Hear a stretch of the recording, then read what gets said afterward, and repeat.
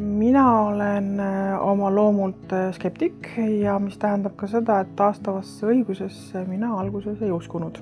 Minul oli konflikt kooli töötajatega ja õpetajatega. Sain aru, et ma ise ei tule üksi sellega toime. Ma ei olnud oma isa näinud 3,5 aastat. Arvasime, et see oleks hea viis, kuidas temaga nii-öelda hakata uuesti suhtlema. See oli üks tööalane arusaamatus. Ma tahtsin visata nalja, kuid lõppude lõpuks saigi siis teine osapool kannatada. Need on näiteks noortevahelised konfliktid, mille tulemuseks on füüsiline vägivald. Vahenduses oli minu jaoks kõige tähtsam just see, et me saime koos rääkida asjadest ja alati kehtis siis reegel, et üks inimene räägib korraga. Protsess oli hästi tore, minuga räägiti ja mängiti, siis räägiti õpetajatega, arutati ja siis saime kõik koos kokku ja siis rääkisime kõik koos.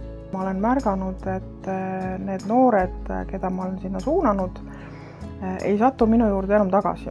Kõige enam paelub taastava õiguse juures see, et osapooled saaksid ausalt, avatult, erapooletu konflikti vahendaja juuresolekul oma tundeid ja mõtteid väljendada ja mõista teo tagajärgisid. Ma saingi rääkida enda kogemustest. Sain aidata ennast, oma last, oma pere. Rääkisime supusteks. Seal ei lastud kedagi solvata ega kellegi laimata ja öeldi, et kõik oleksid rahulikud. Me tegime hästi palju tööd iseendaga.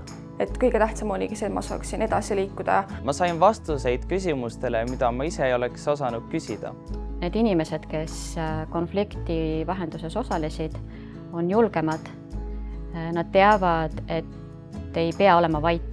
Ise seda kasutades, ise selles vahenduses osaline olles, olen ma kerget viisi juba selline fänn, et mulle tundub see selline hästi hea, lihtne meetod. Naljakas on see, et nii kui hakkab mingisuguseid selliste olukordi tekkima, kus võib tekkida konflikt, siis natuke juba naljana tuuakse sisse, et kas see nüüd see olukord, kus me võiks äkki vahendust kasutada.